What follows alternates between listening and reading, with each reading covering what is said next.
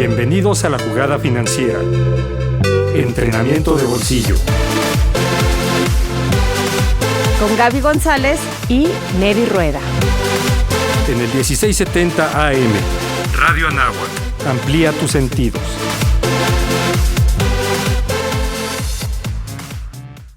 Jugadores, ¿qué tal? Estamos nuevamente en la jugada financiera, entrenamiento de bolsillo. Hola, Neri, ¿cómo estás? Feliz de estar aquí contigo, Gaby, y con nuestra súper invitada de hoy, Fabiola Herrera. Muchas gracias por estar aquí. Bravo, Fabiola, gracias por acompañarnos. Y seguimos con invitados internacionales, además, Neri. Exacto, así es. Aprovechando esto de la pandemia, que se puede uno comunicar y no estar forzosamente presencial, pues Fabiola, es un placer tenerte por segunda vez. La primera sí fue presencial y ahora por Zoom, para hablar de 10 consejos para tener finanzas sanas, que qué mejor con alguien tan importante y siempre de Banco Central, que qué mejor que contigo. Empezamos. Bueno, pues muchísimas gracias, Nedi, Gaby, yo fascinada y para mí un honor compartir de nuevo con ustedes. Quedé impresionadísima con la universidad la primera vez que fui y su estudio y todo, y esta vez, bueno, aprovechando las cosas buenas que la pandemia nos ha dejado, y es esta posibilidad de vernos en la distancia por Zoom. Muy contenta, y te digo que además del tema de banca central y todo esto, yo estoy trabajando en inclusión financiera desde hace muchos años y por lo tanto en educación financiera también. Y a lo largo de estos años he llegado a varias conclusiones respecto a las cosas que la gente hace mal y cuáles son las causas por las que la gente no tiene salud financiera y por las cuales las personas son incapaces de ahorrar y son incapaces de hacer inversiones y son incapaces de salir adelante muchas veces. Así que cuando ustedes quieran, comenzamos. Maravilloso, Fabiola. Nadie más experta que tú. Y un pasito atrás, pues ya sabes que siempre nos gusta que nuestro invitado se autopresente para que diga lo que quiera y calle lo que quiera. Entonces, en tus propias palabras, ¿quién es Fabiola Herrera? Eso me gusta porque siempre leen un currículum larguísimo con muchas cosas que a veces no son verdad. Y bueno, Fabiola Herrera es dominicana, mayor de edad, casada con 3 hijos adultos que no me han dado nietos todavía. Estudié tecnología, paradójicamente sí, soy una persona de tecnología que habla, lo cual es, como te digo, una paradoja porque la gente de tecnología no habla. Entonces yo soy de las, me llaman de las pioneras en tecnología en República Dominicana. Yo empecé a trabajar en el año 1981, pero eso no se lo digan a nadie. No. Cuando era con tarjetas perforadas y esas cosas. Entonces, a lo largo de todos estos años, mi carrera me ha llevado a hacer cosas muy variadas, porque la tecnología y la matemática, que es la base, te permite incursionar en una serie de proyectos que no necesariamente son estrictamente de tecnología. Y sobre todo me ha dado la oportunidad, esta carrera tan larga, de participar en proyectos que llegan a la gente, que llegan a los banqueros, que llegan a los clientes de los bancos, pero también proyectos que llegan a los no bancarizados y a los más necesitados. Me ha permitido conocer cara a cara la realidad de las personas, escuchar sus problemas, escuchar sus necesidades y utilizar toda esta información para desarrollar regulaciones y políticas que al final beneficien a todos. Siempre desde el Banco Central, que es mi casa desde hace 25 años. Fabiola, qué bendición que haya gente que con todos tus conocimientos y tus ganas de hablar, de transmitir, pueda ayudar a gente, como tú dices, que no tiene el mismo conocimiento y tú se lo puedes dar. Y la verdad, Fabiola, estamos encantadas porque justo hace 2 semanas apenas Nedi y yo participamos en un programa que hay aquí en México de parte de Conducef y ABM de Semana Nacional de Educación Financiera. Entonces, dimos una conferencia de todo esto, pero para el próximo año te anoto, Fabiola, para que también participes. Nos daría muchísimo gusto que también participaras. Entonces, el año que entra te incluimos. en persona, porque yo amo México, así que me tienen que invitar. Nosotros nos encargamos de ser tus guías de turistas. Sí, desde por ahorita. favor. Me parece perfecto. Nedi, ¿qué te parece si empezamos con definiciones, amiga? Una definición, Fabiola. Si queremos hablar de 10 consejos para tener finanzas sanas, pues nos gustaría que empezáramos o que empezaras dándonos una definición de qué son las finanzas. Mira, las finanzas para las personas, no estoy hablando de finanzas de empresas ni nada de esto. Yo diría que es el manejo de dos elementos principales, los ingresos y los gastos. Claro. Eso es simple. El ingreso y el gasto. La relación entre ambos, si es positiva, te dice, usted tiene salud financiera. Si es negativa, usted tiene serios problemas. Entonces, el manejo de, o sea, la finanza es esto, o sea, es saber cuánto dinero estás ganando, cómo puedes ganar más y en qué lo gastas y cómo lo gastas, porque la calidad del gasto es muy importante y tiene un efecto sobre ese balance, que es lo que se espera que esté en verde siempre al cierre del mes. Me encanta, Fabiola, porque no te fuiste nada más a disminuir gastos, sino también te fuiste a los ingresos y a la posibilidad de tener más ingresos. Me encanta, me encanta, me encanta, me encanta. Bueno, empecemos con los consejos. Antes, un segundito, Fabiola, porque aquí hay algo más que yo creo que esta parte de que acabas de decir de la salud financiera o la parte de finanzas personales es importantísima, pero antes mencionaste algo que nos interesa mucho, que es la inclusión financiera. Entonces, a lo mejor si quieres, antes de meternos a los consejos, que nos digas un poco qué es para ti la inclusión financiera y cómo nos ayuda en esta parte de las finanzas personales. Es muy buena tu pregunta y muy oportuna. Fíjate, el concepto de inclusión financiera ha ido cambiando. Cuando se empezó a hablar de eso, se decía que la inclusión financiera, su objetivo era que todo el mundo estuviese bancarizado, es decir, que fuese cliente de un banco. Ser cliente de un banco implica tres cosas: que tú tengas una cuenta, que tengas un instrumento de pago y que tengas acceso a crédito, ¿verdad? Pero ¿qué pasa? Con la evolución de la tecnología financiera, no necesariamente para tú tener estas tres cosas tienes que ser un cliente clásico de un banco. Entonces, se ha hecho en estos últimos años una diferenciación entre lo que es bancarización y lo que es inclusión financiera. Inclusión financiera es un paso inicial, eso sí o sí. La bancarización viene después y nace de una conciencia del individuo de querer seguir mejorando su salud financiera. Pero inicialmente, la persona no bancarizada, que no tiene un producto de un banco, de una entidad financiera, lo que quiere es poder pagar. Es decir, más que ser cliente de un banco, lo que quiere es un instrumento que le permita hacer sus pagos. Entonces, de ahí viene la relación con los sistemas de pago, que es lo que desde hace 15, 20 años estamos trabajando en la región, o sea, de cómo mejorar las infraestructuras para que los sistemas de pago lleguen a todo el mundo, tanto desde el lado de la oferta como del lado de la demanda. Pero de eso voy a hablar dentro de un momentito. Perfecto. Mil gracias, sí. Si quieres, ahora sí ya, vamos como quería Nedi. Empecemos con los consejos, vamos uno por uno, ¿te late? Ok, vamos. El primer consejo, que para mí es el más importante y es la causa por la cual la gente no tiene una salud financiera buena, y es el tema del gasto, sobre todo las mujeres. El consejo primero es priorizar los gastos, Tenemos múltiples necesidades y nos creamos otras tantas. Entonces, de todas esas necesidades, de las reales y de las imaginadas, tenemos que priorizar, claro, y decidir qué voy a hacer primero. Entonces, una forma fácil de hacerlo es definir qué es lo urgente para satisfacer tus necesidades básicas. Ok. Después de lo urgente, que es impostergable, van las cosas prioritarias. que no necesariamente porque algo sea prioritario es urgente. Lo urgente es a la vez prioritario. Pero Ok, son cosas perfecto. que no puedes, tú tienes que comer. O sea, tienes que pagar la escuela de los niños, o sea, ese tipo de cosas. Tienes que pagar la hipoteca.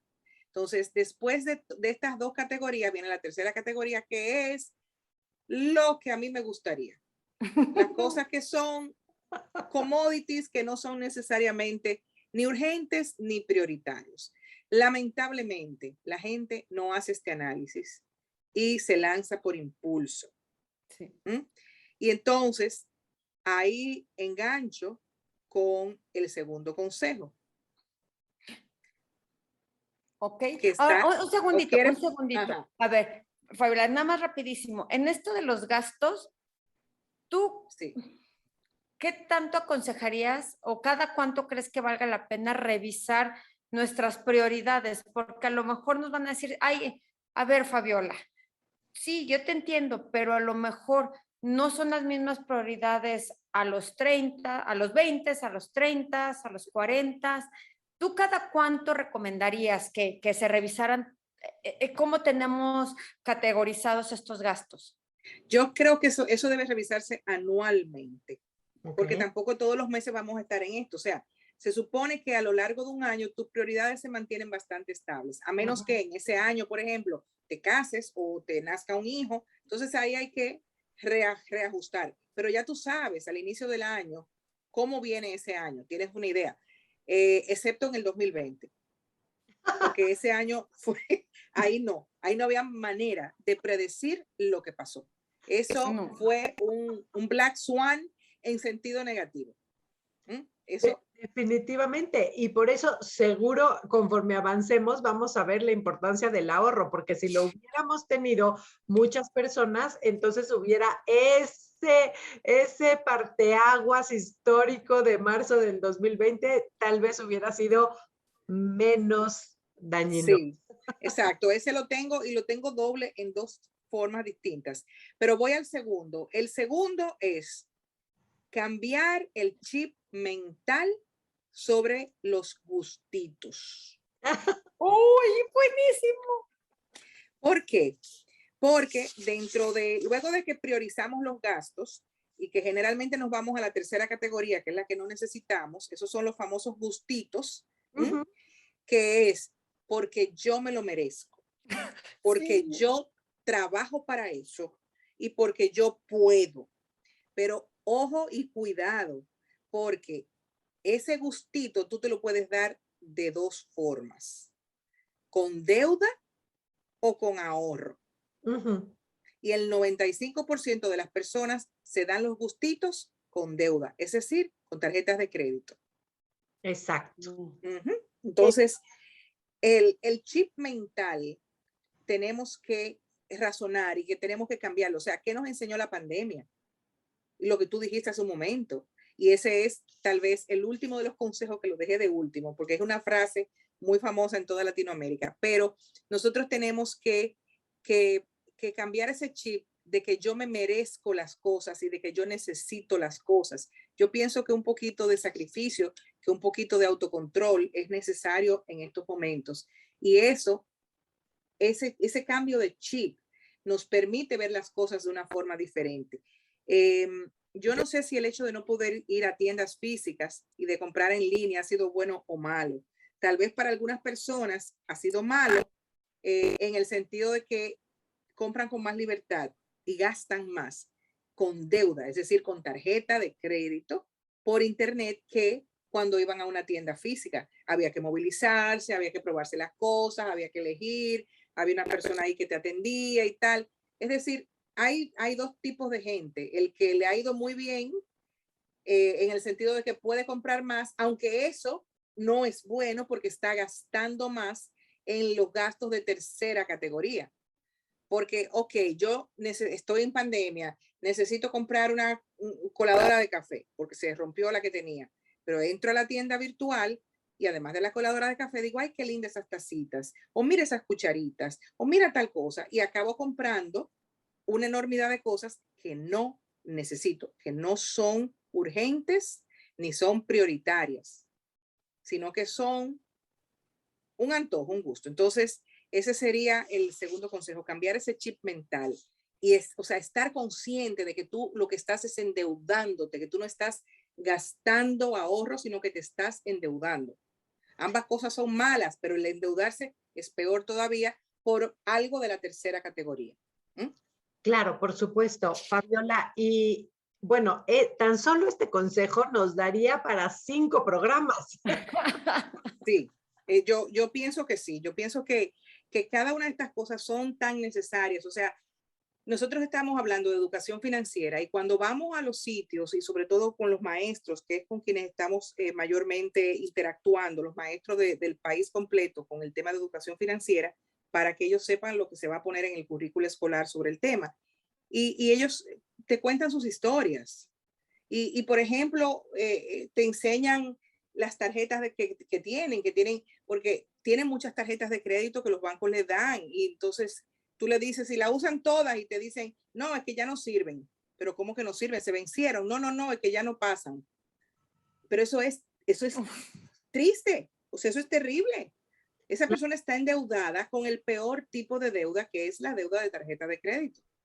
Claro, y Sí. como bien dices, es que la pandemia además ha venido a ponernos ansiosos, o sea, se ha juntado un poco de ansiedad con compra en línea. Entonces, eso es perfecto para meterte a comprar en línea, creer que con eso liberas un poco de tu ansiedad y a la hora de la hora tener un problema de deuda complicado.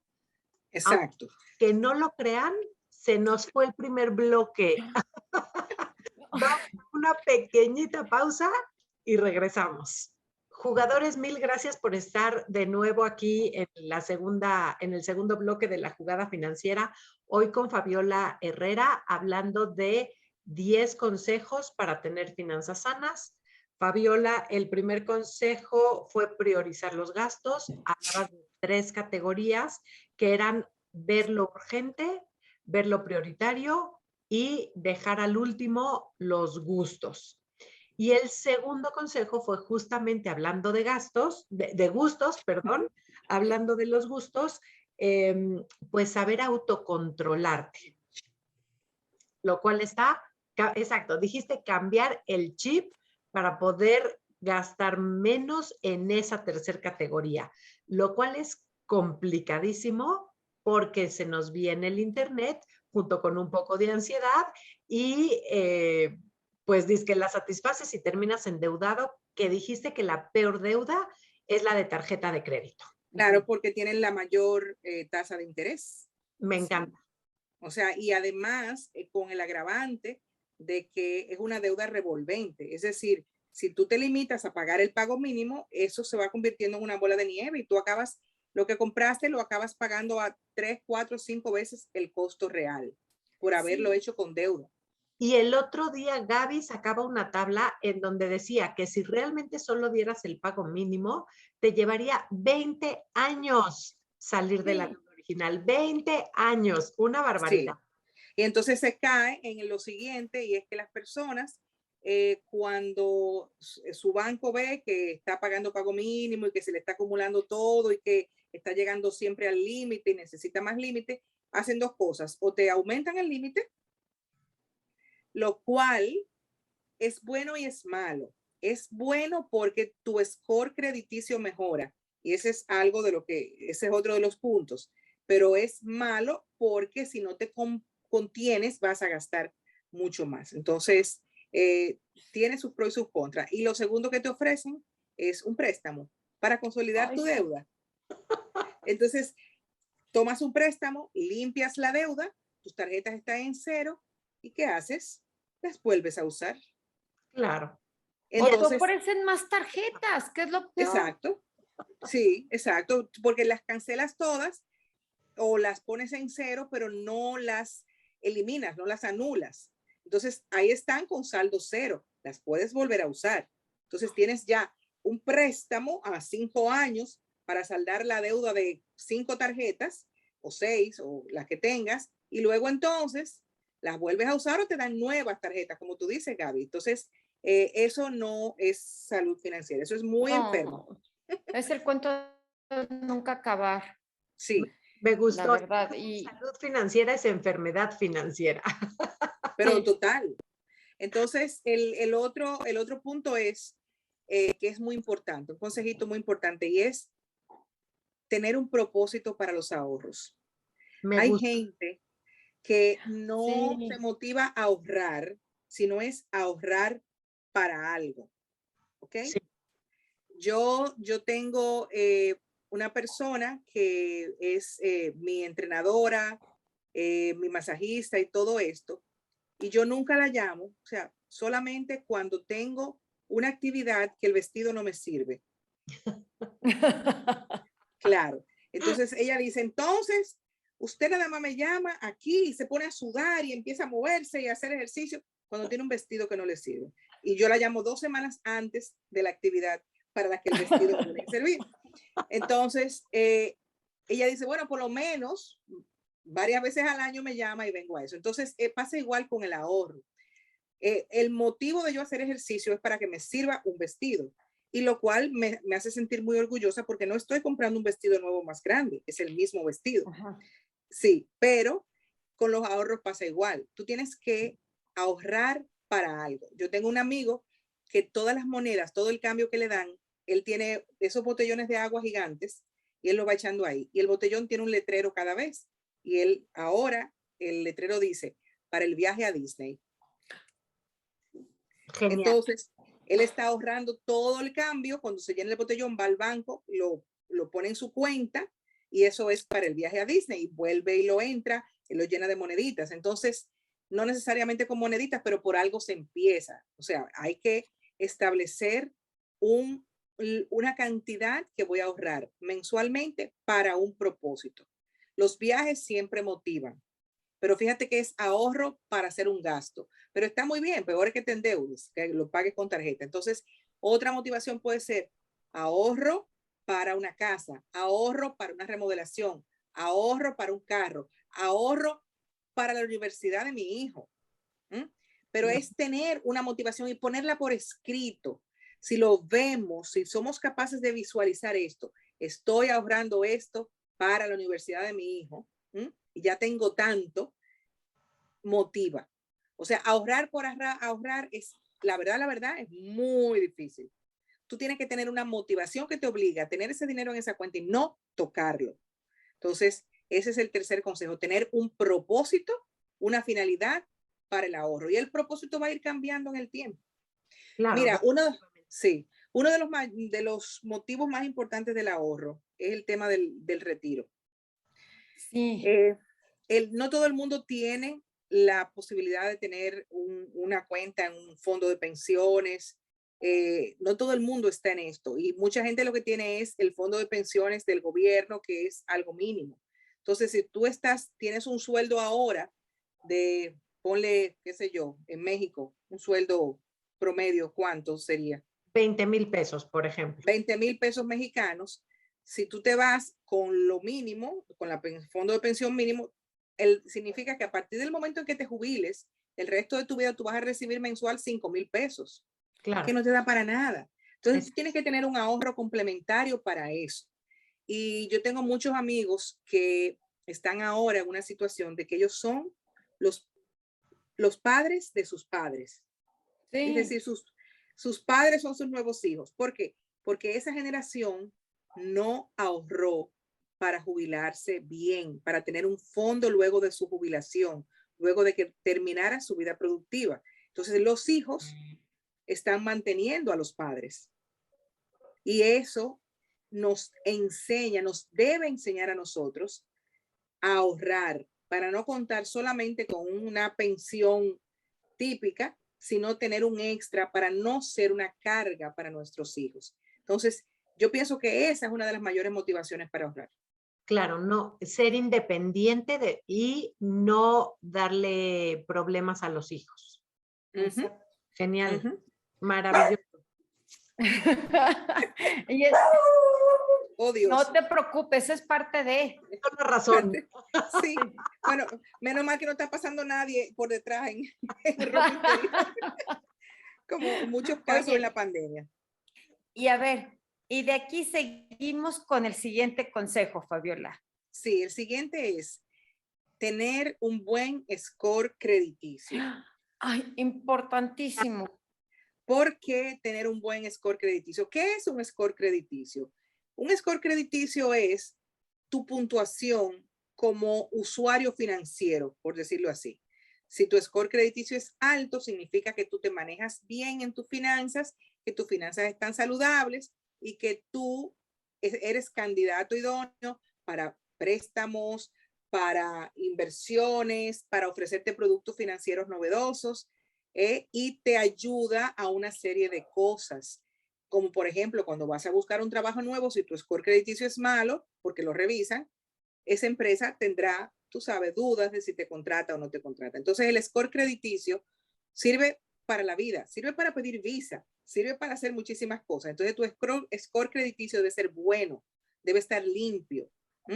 Entonces, ese score crediticio, ¿cómo se logra positivo?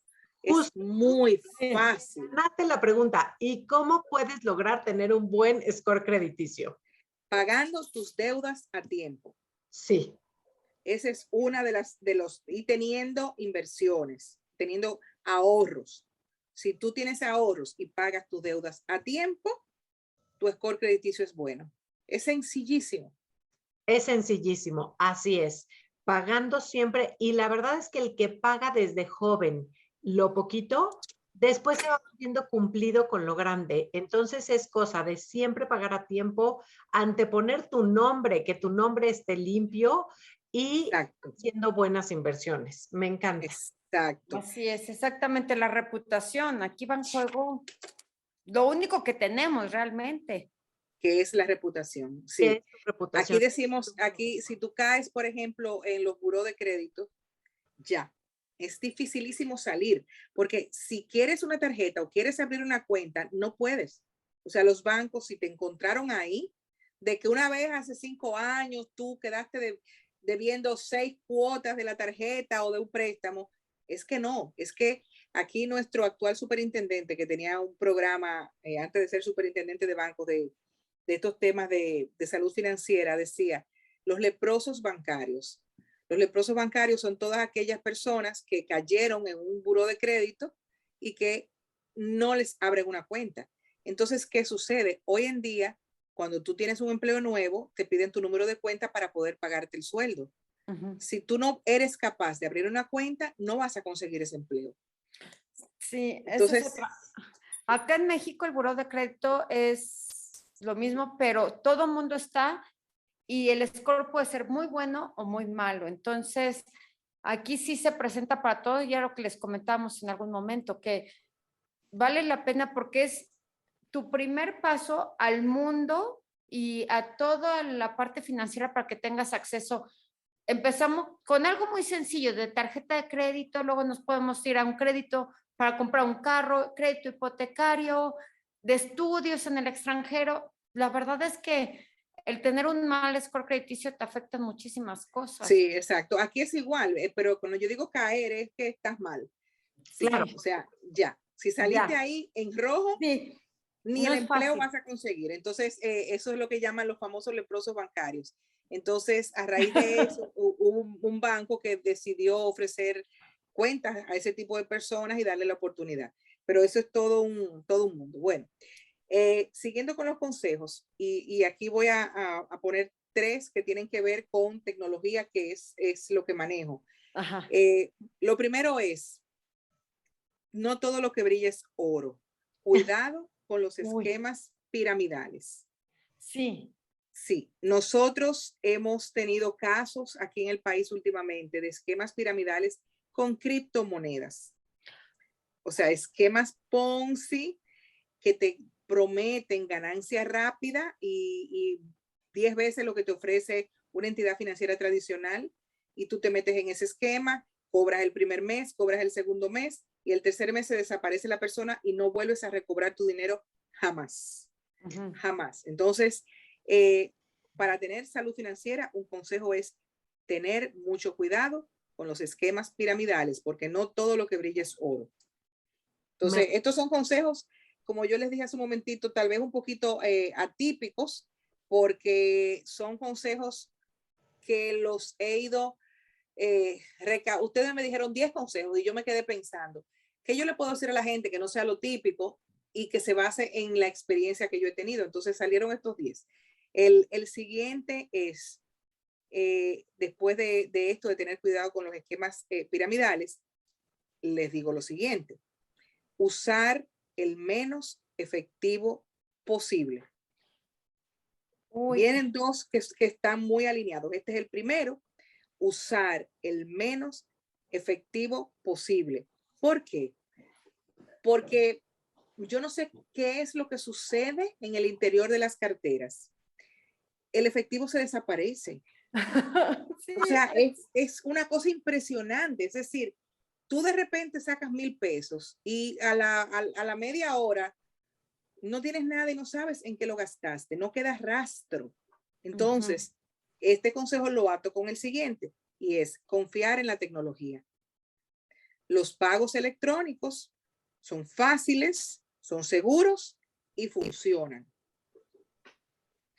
Y a ver, Fabiola, aquí hay algo, yo sé que eres de las nuestras, esta parte de la tecnología, nosotras también confiamos mucho en eso y así como tú mencionamos que lo utilicen todos los jóvenes, pero a ver, si empezamos por lo básico, es de tu cuenta bancaria.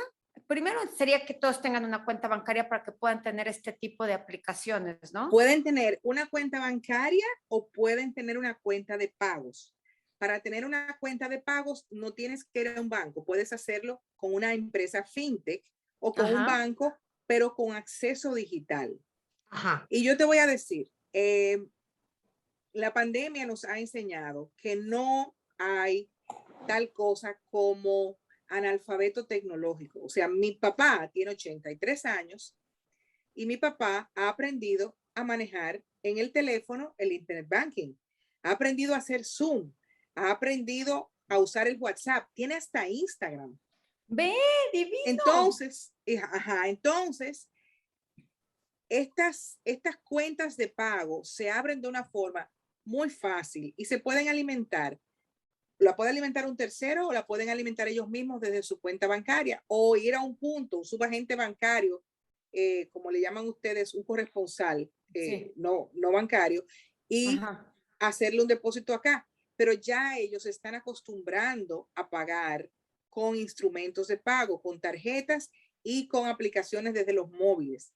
Código QR también. Sí. Es decir, la tecnología funciona. Pero como dije al principio, hay que tener en cuenta la oferta y la demanda. Claro. Para que esto sea un ecosistema. Entonces, ¿cuál es la oferta? La oferta son esos productos y esas facilidades y esos canales que te ofrecen los bancos, las fintech reguladas, ¿verdad? Las cosas que tú puedes usar. Y la demanda es que el usuario quiera usarlas. ¿Por qué el usuario va a querer usarlas? Bueno, porque me resulta mejor pagar con eso que pagar con efectivo. Entonces, ese es el punto al que tenemos que llegar, al punto en que, en cuanto a facilidad, a seguridad y a costo, te resulte igual pagar con efectivo, que con efectivo va a tener que estar con eso en la cartera o yendo a un ATM, que pagar con un instrumento de pago o con una aplicación de pago. Exacto. Entonces, el punto que no han entendido tal vez los que ofrecen estas cosas es el tema del costo. Exacto. Mientras una persona no bancarizada le resulte más costoso pagar con un instrumento de estos, con un app o con una tarjeta, que pagar con efectivo, va a seguir prefiriendo usar el efectivo. Claro. Entonces, eso es, si nosotros queremos realmente una inclusión financiera total, y yo sé que en México se está trabajando mucho eso de la inclusión financiera, tenemos que llegar a ese punto. Porque, ¿qué está sucediendo? Y hay unas estadísticas interesantísimas que tienen, creo que son la gente de Finovista que sacan y publican estas estadísticas. A lo largo de los últimos años, la cantidad de gente que tiene tarjeta, que la usa en los POS, en los puntos de venta, versus la cantidad de gente que tiene la tarjeta solamente para retirar efectivo en ATMs, en cajeros automáticos. Entonces, en algunos países, esa brecha ha ido aumentando, es decir, cada vez menos gente retira el efectivo y usa el instrumento de pago, pero hay países que lamentablemente, como nosotros, pese a todos los esfuerzos, la gente tiende a retirar el dinero del cajero. ¿Por qué? Porque el costo de usar el instrumento es mayor que el costo de usar el efectivo, ya sea por costos de los bancos y de la transaccionalidad de la red y por impuestos. Fabiola, es interesante, nunca había pensado eso, es interesantísimo lo que dices. Si quieres, en un segundito, bueno, en 3 minutitos seguimos.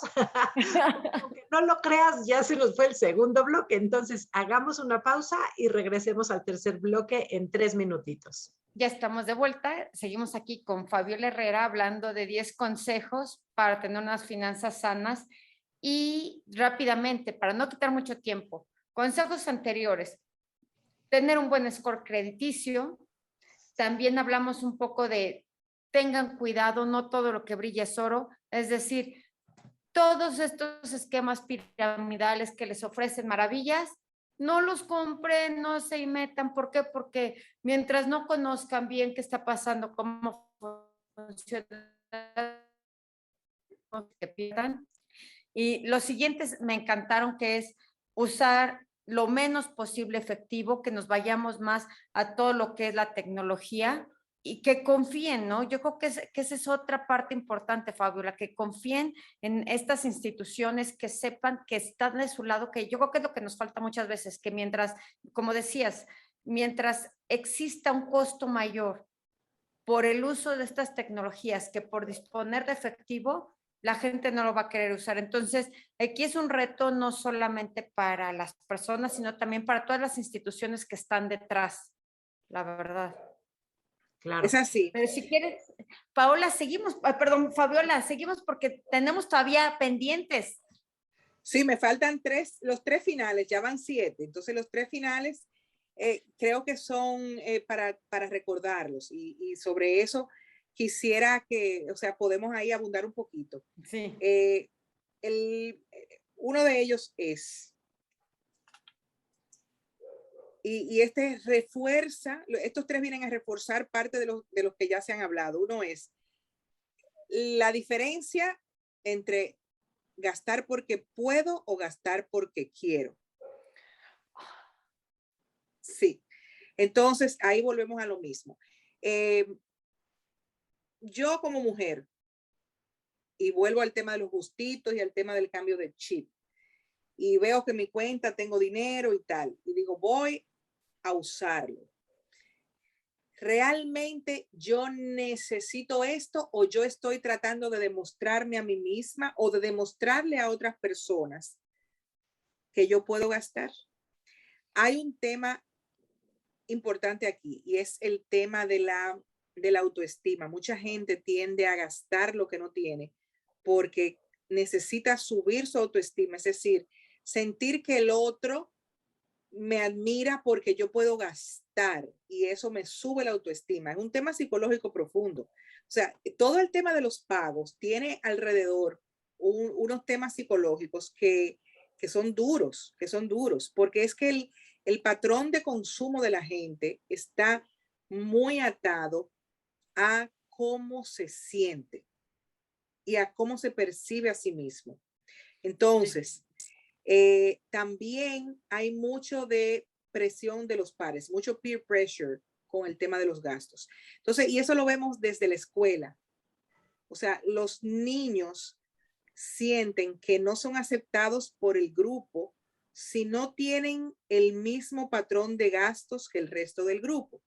Y si en ese grupo hay alguien de mayor nivel adquisitivo, los niños de menor nivel adquisitivo van a tratar de hacer lo que sea para ese efecto de demostración. Entonces, hay que diferenciar entre gastar porque quiero y gastar porque puedo. ¿Okay? Definitivamente, el otro día oí una frase que me dejó realmente pensando, que decía que hay mucha gente que busca la felicidad en comprar cosas que no necesita con el dinero que no tiene para quedar bien con las personas que no son importantes realmente en su vida y en ese camino la pierde por las deudas. Sí, Exacto, sí. tal cual. Y esa es la clave, o sea, es personas, para impresionar a personas a quienes realmente no le importa lo que tú gastes o no. Exacto. O sea, es un tema de ti contigo mismo. Entonces, por Dios, no. O sea, el dinero puede ser tu mayor aliado, pero también tu peor enemigo. Me Entonces, encanta. ese sería Tú el eres, antepenúltimo. exacto, tú eres tú y por ser un ser humano ya eres único, ya eres maravilloso. No te dejes influenciar por los demás para caer en tentaciones, para quedar bien con ellos. Exacto. Tú sin importar lo que digan por cuestión económica de ti. Sí, Exacto. además no es competencia y en este mundo la competencia no se va a acabar y entonces no puedes estar compitiendo con la gente por tener más porque de un día a otro hay nuevos productos, nueva tecnología, todos queremos algo nuevo y se vuelve un consumismo desechable. Oye lo que te voy a decir, Gaby. En una de las clases de educación financiera, el profesor le preguntó a los que estaban ahí, les dijo, ¿quiénes tienen teléfono de última generación? Y todos enseñaron con mucho orgullo sus teléfonos de última generación, que cuestan un riñón. Sí, Y claro. ese era un grupo de personas muy humildes, cuyo salario promedio era menos que el costo de un teléfono de alta gama. ¿Mm? Y él les dijo, ¿y cómo tú estás pagando ese teléfono? No en cuotas, Sí. pero esas cuotas más el costo mensual, más todos los otros gastos, superan por mucho su sueldo. Entonces, es el efecto demostración, porque todos tienen un celular de alta gama y de última generación, yo tengo que tenerlo. Pero no, eso te hace daño y es que no lo necesitas. Un teléfono sencillo te comunica igual, Sí. a menos que tú seas fotógrafo profesional y como fotógrafo profesional y uses tu teléfono y hagas fotos así. Entonces, ok, pero realmente tú no lo necesitas, no lo necesitas. No. Entonces, la gente se deja llevar de ese efecto de demostración. Entonces, el penúltimo consejo, a lo largo de todos estos años trabajando en educación financiera, hemos llegado a la conclusión de que la principal causa de enfermedad financiera son las tarjetas de crédito. Sí. Eso es así, el mal uso de la tarjeta de crédito. Entonces, el consejo sería, si tú no te puedes controlar, ¿m? No tengas tarjeta de crédito, usa tarjeta de débito, que te va a doler más gastar tus ahorros que gastar deuda. No aceptes una tarjeta de crédito, entrégala o tenla en una caja fuerte para casos de emergencia, de mucha emergencia, o para cuando te vayas de viaje, por ejemplo, para no andar con efectivo, porque tenemos que ser consistentes con no usar efectivo. Entonces, el buen manejo de las tarjetas es fundamental. Yo recomiendo tarjetas de débito o usar aplicaciones de pago, apps de pago, que giran contra una cuenta de pagos. Claro, por supuesto. O sea, si tú careces de autocontrol, y aún con autocontrol, no uses tarjetas de crédito. Ese es el tipo de préstamo más fácil porque lo tienes en la cartera, pero es el préstamo más caro de todos y le estás regalando tu dinero a un banco. Se lo estás regalando, el dinero que del sudor de tu frente. Entonces, ese sería el penúltimo consejo. Y el último consejo es un consejo que sale de la pandemia y que tal vez resume todo lo que hemos hablado hasta ahora. Y es una frase de nuestras abuelas: guardar pan para mayo y harina para abril. ¡Ay, me encanta! Sí, ese es un consejo que nuestras abuelas siempre decían. Hay que guardar pan para mayo y harina para abril. Y viene de la época antigua cuando realmente si tú no lo hacías, había escasez y no podías sobrevivir.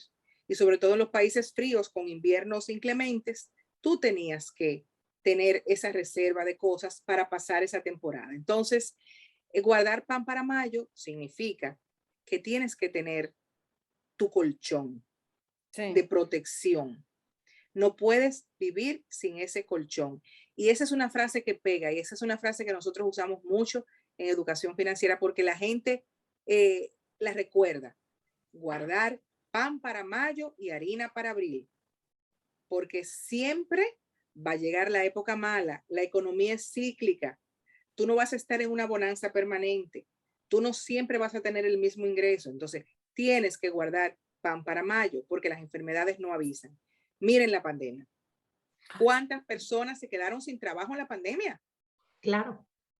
Sí. Y Fabiola, ahí tú ¿cómo recomendarías guardar ese pan para mayo? ¿Dirías una cantidad? ¿Dirías un porcentaje de tus ingresos? Y en dado caso de que sea porcentaje, ¿qué porcentaje? Mira, depende del grado de educación, tal vez de formalidad de las personas. A personas de bajos ingresos, a personas que son jornaleros y todo esto, tú le dices, aquí en pesos dominicanos, tú le dices, mira, tú tienes que sacar todos los días 10 pesos y meterlo ahí. 10 pesos dominicanos, no sé el equivalente de ustedes, pero es una cantidad muy pequeña que no le hace falta porque son personas que es lo comido por lo servido, viven así, pero 10 pesos que tú lo saques diario, que es una monedita y la pones ahí todos los días, ese es tu pan para mayo. Pero hay personas que tú le dices, mira, tú debes ahorrar el 20% de tu salario. Y hay gente que va más lejos, dice, tú debes ahorrar la mitad de tu salario. Sí. Y no gastarla. Entonces, yo diría que eso depende de lo que puede realmente hacer cada persona. Y eso ustedes cuando ven la gente, tú ya sabes, la audiencia, cómo decirle, mira, y de lo que nos están escuchando, sus oyentes, yo pienso que ellos cada quien sabe a qué categoría pertenece y cuánto realmente pueden ahorrar. O sea, la meta es llegar a ahorrar la mitad. Esa debe ser como la meta. Pero si no llegas a la mitad, acomódate, qué sé yo, en un 20% de lo que te ingresa. Ahórralo. Ese es tu pan para mayo. Mira, como el programa es en la estación de Radio Anáhuac, que es nuestra universidad, nosotros les decíamos, piensen en sus papás. Si ustedes son chicos universitarios, es decir, si tienen alrededor de 20 años, pues sus papás tienen alrededor de 50.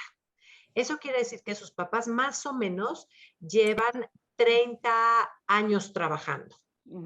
Si sus papás hubieran ahorrado el 10% de sus ingresos, tendrían para vivir con su estilo de vida y sin ningún problema 3 años. Entonces, hubiera llegado la pandemia. Llevamos menos de 2 años de pandemia. Hubieran podido estar perfecto y todavía tendrían para más de un año. Entonces, tan solo con el 10% puedes tener un buen colchón. Imagínate, Fabiola, la maravilla que tú dices, 20%, 50%, sobre todo con estas nuevas generaciones que se independizan un poquito más tarde y que tienen ese lapso de tiempo de buen ingreso, pero de vivencia en casa de sus papás, pues les puede dar un gran colchón para perfectamente que se casen o tengan hijos. Entonces, entre antes, perfectamente. Mejor ahora, para ese colchón. ¿Cuál es lo maravilloso de esto? Lo maravilloso de esto es que cuando entremos ya en la cuarta edad, es decir, ya en el conteo regresivo, y vemos que tenemos un colchón gigante, podemos irnos en un crucero y darle la vuelta al mundo. Exacto. Pero esa es la salud financiera que te da planear y la visión y que hagas caso a estos consejos, Fabiola, que si te escucha alguien hoy, va a empezar y a lo mejor, como tú decías, bueno, empiecen con 10 pesos, con 20 pesos, o como bien decía Neri, si estás en casa de tus papás todavía, no tienes que pagar luz, teléfono, nada, ni renta. Entonces, aprovechen. Exacto. Mira, si de estos 10 consejos alguien toma 2 y los aplica, yo sería feliz. Porque vamos sumando. Porque hay algo importante y es que la salud financiera individual la suma de toda la salud financiera de todo el mundo es la salud financiera del país. Ay, Es decir, sí. un país es tan saludable financieramente como lo son sus ciudadanos. Entonces, es un tema de todos, esto es un tema colectivo. Me Exacto. encanta, me encanta, Fabiola. Nos has traído 10 consejos diferentes, maravillosos, que como bien dices, si nuestros jugadores toman 1 o 2 y mejoran ellos solos, esa mejoría va a llevar a una mejoría social que buena falta nos hace. Sí. Así es. Y a ver, rapidísimo, antes de que se nos acabe el tiempo, Fabiola, ahora sí, estos fueron consejos de salud financiera, pero ahora queremos un consejo tuyo, así de tu corazoncito para nuestros jugadores, o algún consejo que te hayan dado en la vida que te ha servido. Wow, qué difícil está ese. Pero bueno, Aquí se vale de lo que quieras. sí. Mira, yo le diría a los jugadores que no tengan miedo de perseguir sus sueños, porque la pandemia nos ha enseñado que la vida es muy efímera. Y eso te lo digo por lo que hablábamos antes fuera del aire, y es que mi esposo, que es un ejecutivo que tiene ya sus años, de repente, con todo este tema de la pandemia, ha decidido hacer algo que lo apasiona y que era un sueño de infancia, de juventud. Y él está haciendo teatro musical. Entonces, por eso yo quisiera decirles a todos los jugadores financieros, señores, aseguren su salud financiera en primer lugar. Eso es lo más importante. Pero con su salud financiera asegurada, persigan sus sueños. No le digan que no a hacer cosas que ustedes quieren hacer y que piensan que, ay, ¿qué van a pensar de mí porque yo hago esto, hago aquello? No. Persigan sus sueños luego de tener su salud financiera asegurada. Qué lindo. Mil gracias, Fabiola. Qué bonito final. Bueno, Sí. A perseguir nuestros sueños, porque también puede ser que nuestros sueños nos lleven a nuestra salud financiera, porque cuando haces algo con verdadero amor y verdadera pasión, lo normal es que lo hagas muy bien, que no te importen las desveladas y que te dé un ingreso para vivir. tú sabes, Neri, que has dicho algo que puede tomarse en los dos sentidos. Persigue tus sueños y te puede dar salud financiera. Y si tienes salud financiera, puedes perseguir tus sueños. O sea que en ambas maneras funciona. Un Sí. círculo virtuoso. Sí, sí. Muchas Exactamente. gracias, Fabiola. A ustedes, el placer es mío siempre. Gracias, Fabiola. El placer es nuestro. Siempre es un placer escuchar tantos consejos de alguien que además que vean nuestros jugadores, que es en otro país, que todos estamos en esta vida en lo mismo y que aplica para todos. Entonces, gracias por darnos esta hora de tu tiempo. Siempre la orden. Latinoamérica es una. Todos somos hermanos. Gracias por haber estado con nosotros. La Jugada Financiera Entrenamiento de Bolsillo volverá el próximo martes Con Gaby González y Nedi Rueda. en el 1670 AM, Radio Anáhuac. Mientras tanto, síguenos en Twitter en @lajugadafinanciera y en Facebook en La Jugada Financiera. O si prefieres correo electrónico, jugadafinanciera@anahuac.mx. Amplía tus sentidos.